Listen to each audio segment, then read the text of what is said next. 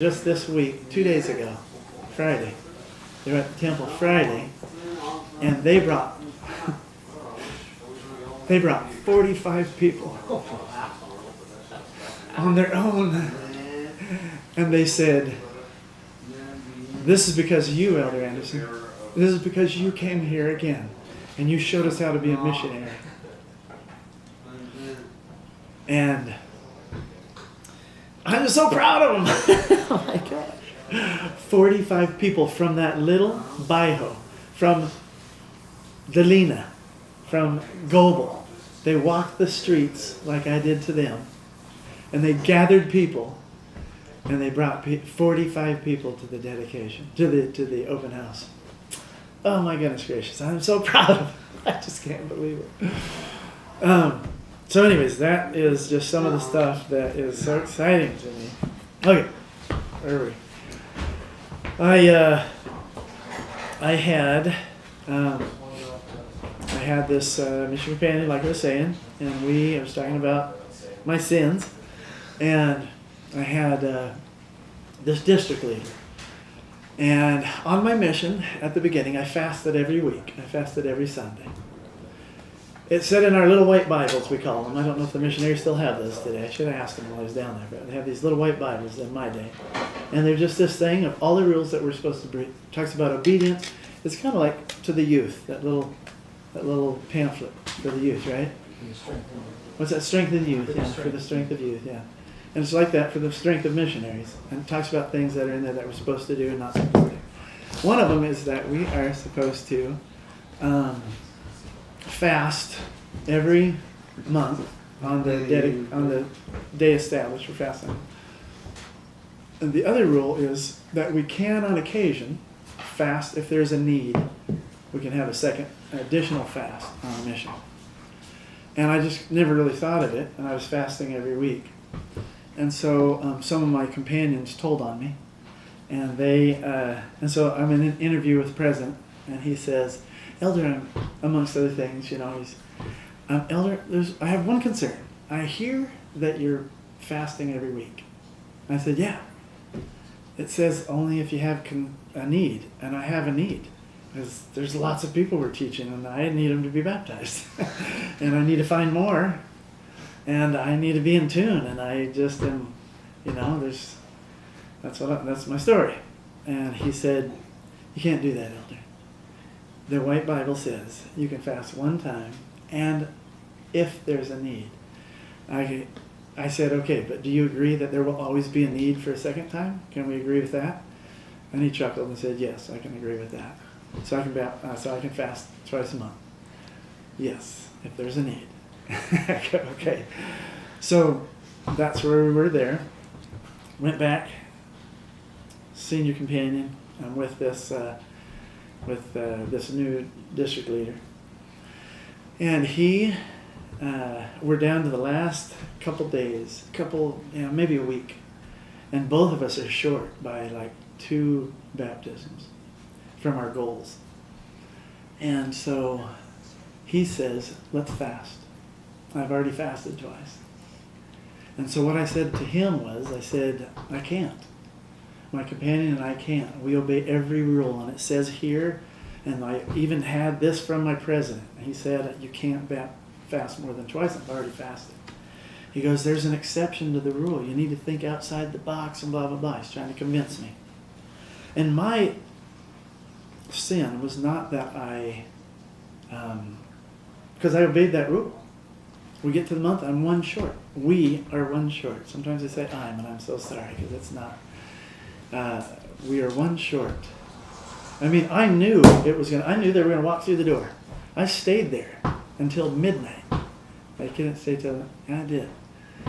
No, I did. I stayed there till the last hour that I could before I could catch this bus. That's what it was. Before I could catch the bus, and that would have been the last bus so that I could be on time. My companion and I could be on time. So we waited there because I knew somebody was going to walk through this door and we were going to have a baptism meeting. And it never happened. And I was just blown away because I knew that if I obeyed every rule, the Lord would bless me with this. I knew that he said there were this many, not one less. My companion got that revelation. I got that revelation, and I knew it. And so we went back and we prayed, and we tried to figure out what's going on. We did figure it out really quick, both of us. It was because we fought with our district leader. I didn't need to fight with him. I argued with him. I tried to tell him what the rule was all about. I didn't humble myself and say, you know what, you're right. You are my leader. Let's call president. And I had this whole thing just crystal clear in my head that very instant. Let's just call president. Let's talk to him real quick and see what he says. I would love to fast. I would love to obey my district leader and do this, but can you understand, Elder? I'm caught between my president and you, but I want to obey both of you, and I want to obey the Lord. Let's do it. Let's call him. Let's see what should be done. And that's what I should have done. And that's what we should do in our relationships. That's what I should have done many times with my wife. And I learned that valuable lesson, that we don't need to argue. Even if we know we're right, we just need to be a light. We need to love people. Because he was right too, and there's no right or wrong. Let's just find out the best way to do it. And that could have taught him, and it could have taught me, but no, I didn't do that the right way. I argued, we had a little thing, and then we were done. And I learned that. I was able to apologize to him. And we are just delightful friends to this day. And I'm grateful for him, and I love him to pieces. But that was similar to what happened on the other time that I fell short of my baptism and revelation that came to me too. But other than that, still, we won the baptismal. So, I'm a very competitive person, and I really was back then, more so than I am now. And so my president would always push us out to be, he would have these rewards. You get to eat in the president's house. The president had cooks, and I'm eating fly-infested meat that's hanging on the side of the road. And, that's what they cook. It boils all off, It's all good. I've never got sick, I think. And so this is the stuff I'm eating, and I'm loving it. I like it. Beans and rice, and sometimes it's big, But very poor back then. And so to eat in the president's house, it was like, I am down with that. Desserts, and oh my goodness. It's like Trisha's and her family, and they cook. And so I wanted to win those things. And I usually won about every month. And even when I fell short, we still won quite a bit. And then our district won too. So there's three different goals. You get a companionship throughout the mission. You get a district, the highest baptized, and discussions is a whole thing that you got to do, right? And then the zone of the month too. So most of the times I got 3 dinners because there's 3 separate goals there. And I got to eat because we won the companionship one. And I was in the district that we won. The district won. And then because we had some pretty good numbers there, we won with our zone. And so our zone leaders got to do that. And there were different ones. The companionship got to go to the president's house. The district ones was different. We either sometimes got to the president's house, and sometimes he would come to us and take us out, because there was districts that were smaller and bigger. Ours was only 4, so we got to go to the president's house twice that month. And then with the zone, you can't fit everybody in his house. There's 24 missionaries, plus their family and the servants and everything. So he would come to us, wherever we were. He would fly to us sometime that month, and he would reward us and take us all out to dinner. And so I just loved that, and I am pretty competitive, so I would get to do that quite a bit. In this one right here, I don't know if you can read that. What place is that? Can you tell? This is the reward that I got. It's the green letters that you've traveled.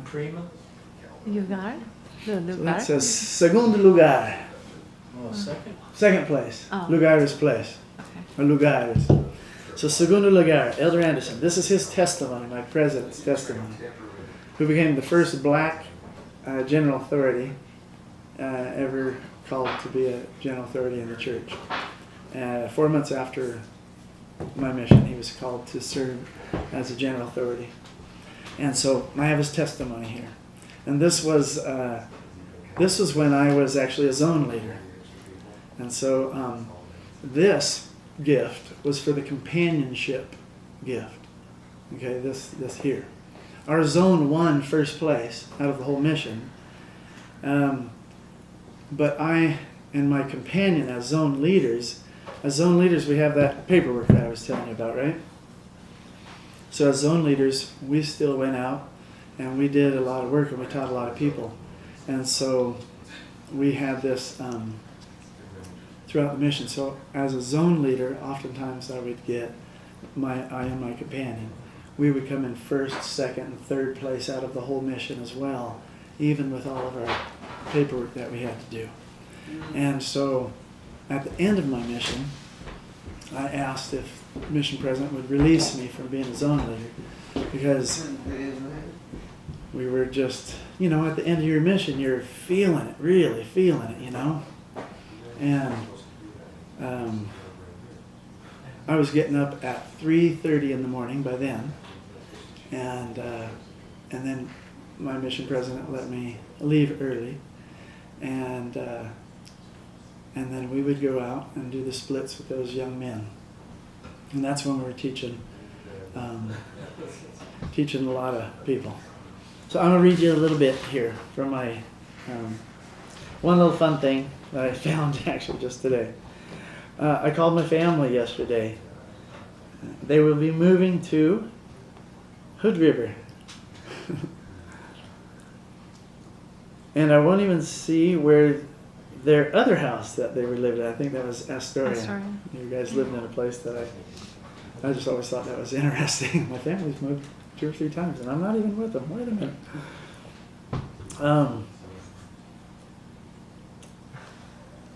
I love to talk to everyone. I love my mission. Love always Elder Anderson. That's. We taught 42 discussions this week, and we have baptisms tomorrow.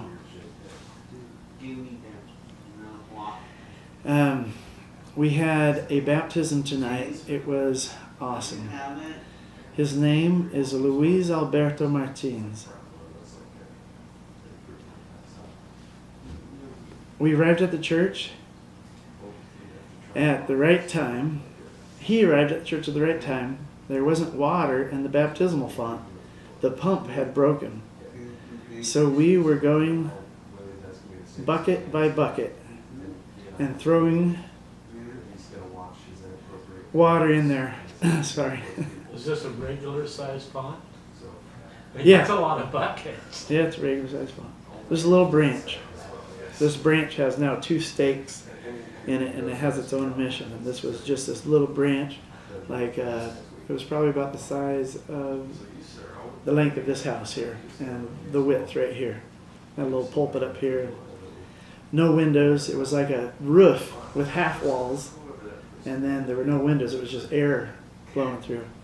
And that church now is doubled width and 2 stories. I just saw it a couple weeks ago. They have 3-story church meeting houses down there.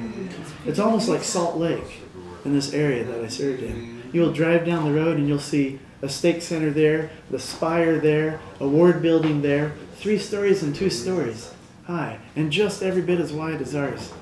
Yeah, it's just amazing. So anyways, this was just kind of fun. Then Lewis, he grabbed some buckets as well. So he's filling up his own font for baptism. And it was a very special baptism. We all were sweaty. We got redressed. And he had a very special baptism. That was the 27th of December. This is the 31st, so this is a week later. So we had baptism there. Baptisms here. Lewis that night with the broken pipes, and then a week later we had 14 baptisms tonight. It was wonderful. And we finished the month with 31 baptisms with my companion Elder Lopez. I've broken every record, and I say I because I had records and goals for myself. but it's with Him, and I talk about that. I've broken every record that I've ever had on the mission this month. And we worked more hours, and we gave more discussions than any other month on my mission. And then I have all the people named, their whole names. The 14 people are right here. Maria Gorth Cantada Pereza, Samelia Regina Lopez Amasa, I won't read them all. Suelma Tamaya Lopez, Jean Carlos Santos Fejeda, and I write all their names down here. So when I first went back there 14 years ago, I think it might have been 16 years ago, but anyways, I went back and all I had was names. We didn't have email and we didn't have, cell phones and such. And I went back there and I walked the streets and I started hollering people's names out. Pretty soon I'd bump into one and they started bringing me to everybody's houses. And that's what started this coming back. This has been my 5th time back this last couple of weeks. And every time I go back, I have a continuation of my missionary experiences.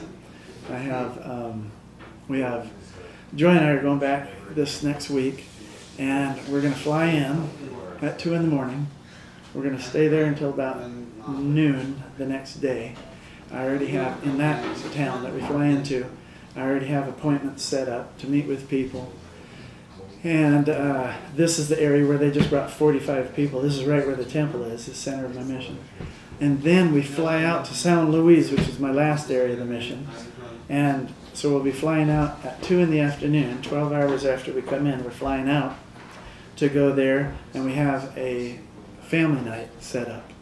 And they set that up with us when I was there 2 weeks ago. And they just start inviting people over. And every time I've been back, we have family nights. About every other night, and they just invite people into one of the largest living rooms. Sometimes it's one of the most humble living rooms, and they're spilling out into the road, and this is the way it's been as we've returned. I'm very grateful that I've been able to have the means to do this, because they are so grateful, and they are willing to, when they see you just putting in this little bit of effort, they come back and, like they did, they share the gospel and bring 45 people to the temple open house. But this is wonderful.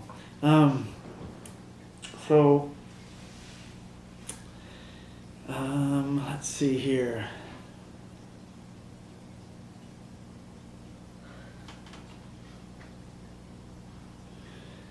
I think one of the things that I enjoyed the most was being a little crazy. And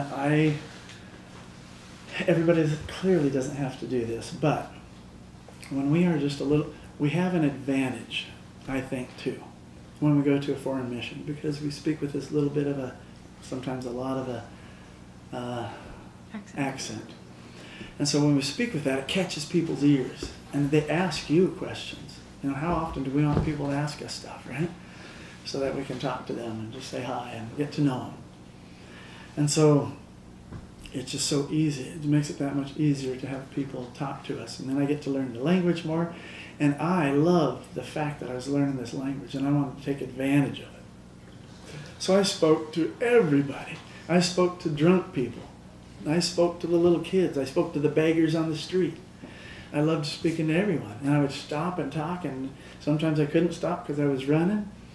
And even that called more people to our attention, because they see these people in white shirts and this plaque.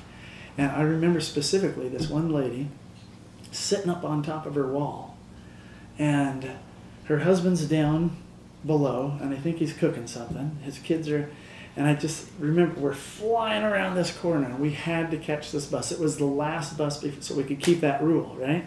And it was just about every time flying up there to catch that last bus so that we could, because our house was quite a bit away from our area. And so we went flying around this, and they're like, hey, wait a minute, come back here. Church.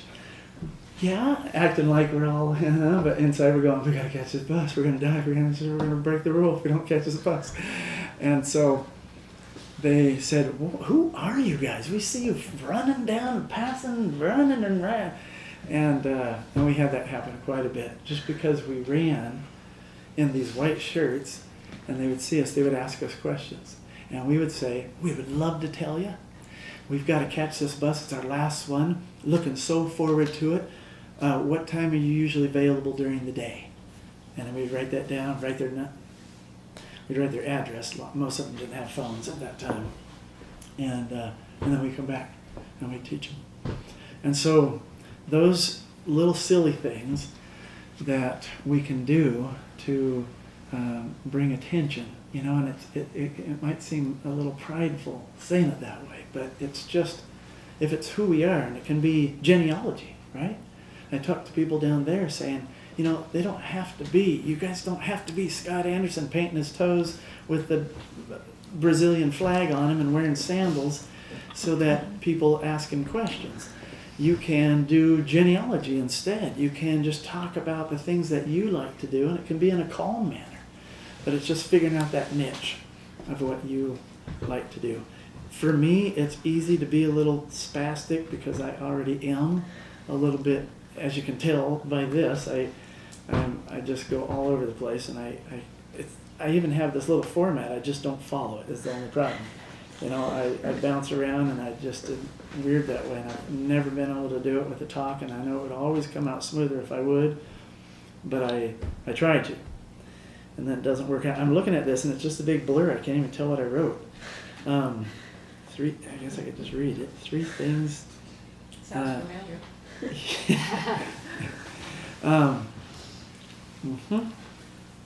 So, and the one thing that I always like to say that I have written down is all the glory for all of this, because there is a lot of things that happened, a lot of miracles.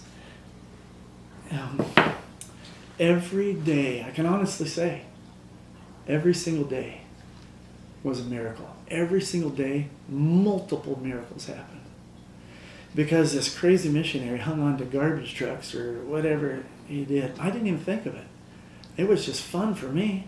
I mean, we grew up on the farm climbing trees and hanging onto the little alder trees and living down like that. And people just think, I climbed the coconut trees there, and I got coconuts for the Brazilians who wouldn't climb the trees in my white shirt.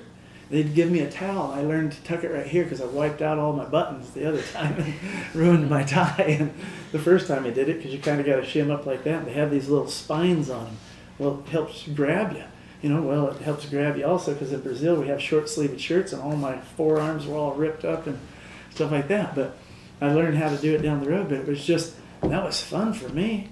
I didn't think anything of it. I'd climb the trees and there'd be all these little kids down there going, hey, one for me, And so I'd sit there and hang on with one hand, 20, 30 feet up in the air, legs wrapped around the tree, and you just twist them, and eventually they break. And I'm up there, and I'll get 10 of them usually. And they're just all alongside the roads. They're coconut trees down there just growing wild all the time. Beautiful, yummy, delicious right off the tree. Anyways, and in their backyards of the members and of the investigators, there were coconut trees that grow there. I spoke to somebody that, do you remember when you climbed our coconut tree in the backyard? We were sold. We were going to be members of the church just because of that. It's just these silly little things that can bring us together and help them know that we love them. And those are my little silly ways that I do. When we would run to the people's houses, I would take this hanky out, but eventually this hanky was wetter than, it didn't really work for wiping anything off. So I would just go in and say, I'm so sorry, it's hot outside and my American skin isn't used to this, and I would just make up some silly thing like that. Do you mind if I use your bathroom? And I'd go in and I'd take my clothes off and I'd wring it out in the sink. I'd rinse them out in the cool water and I'd wring it out and shake it out, and it was drier than when I arrived. And it felt fresh and good. And then I'd teach the discussion and take off to the next one. And I did that quite a bit all throughout my mission. That was just a regular thing. I didn't remember actually the towel that he was saying until, because I couldn't use it until he said that. I remember, oh, that's right. And it was just because it was one of the first times I had already been back to the apartment, got a fresh shower, came back, and I was getting this companion to do splits with. And that's why that elder who presented me at the discussion down there said that, you know, I had the towel because it was the first discussion of that segment of that day, you know, because it was the beginning of our splits, you know, for that day. And so I still had a towel, and it works for a couple times. But then after that, I just wring it all out in the strip down, and I didn't do that to my pants, but I do it to my shirt, you know. And so those are something that nobody knows that down there. I didn't tell any of the people down there, but it was something that was easy to do for me, and it kept me a little bit fresher, so I didn't have to stink all over their living rooms. But as I climbed these trees on the streets, it gathered people. Look at this crazy guy up here, you know, and they would go, and sometimes it was just kids. And I'd say, hey, we have a message we'd love to share with your families. Would you like us to come over? Yeah, we would. You know, just because kids are a little crazy anyways, right? And they see this crazy adult acting like a kid. Yeah, I want to bring him home, you know? And often that was just the case. And we would go over and we'd introduce ourselves. And, yeah, my son told me you got him a coconut. Thank you so much. You know, so to do things like that. And it wasn't just that, it was helping people on the way. I talked to this drunk. And I just loved talking because, and I really had to learn to listen. So it helped it was selfish motives. And when I did that, he eventually sobered up a little bit, and we just walked alongside the road with him. And he was going home, and I didn't want, he was in and out of the road, and the people down there, they don't have traffic rules, and they might have them, but they don't follow them. And I just wanted to get him home. And I knew it was going to run us a little late, and I just felt that it was important to do this. So we walked him home. His wife was so grateful. And because she was so grateful, she was willing to invite us into their house. And we said, we can't, but we would love to accept your gratitude tomorrow, or I think it was tomorrow. We just felt something with them. And she said, please come over. She makes these coconut things and puts them in the freezer. And she gives them to me every time I go down there. And so Pedro and Fatima, that's their name. And Pedro was the drunk. And he wasn't like, he was just drunk that time. But he drank quite a bit. But he had a good job. And he had a car. Hardly anybody had a car. Broken down, beat up. It was like worse than our Honda. And it was just dented up. But he had a car, and that was wild down there for anybody to have a car. So we came back the next day, chatted with him, and he wasn't drunk then. And we taught him the gospel. And his story, so this week, he wasn't there. He was visiting his son who lives in another state, so he wasn't there. But his counselor, because he's the bishop now, his counselor is who we stayed with, who I've never known. And he invited us into his home because this lady who painted my toenails, who we baptized 30 years ago, she and her husband had, they have a little poorer place, and they didn't want me to stay in there. And so, which I didn't mind at all. But they hooked up the council and the bishopric for me to stay there. So I stayed there, and he says, he kept me up till 2 a.m. I have heard about you. I hear Pedro, our bishop, that's all he talks about. I was drunk. He was a drunk? He literally was a drunk when you found him? Why were you talking to a drunk? First of all, I want to know. And second of all, what even gave you why would you go back? I mean, get him to his house and then move on. You got to tell me something here. And clearly it was just simply the Spirit. There was something about it. I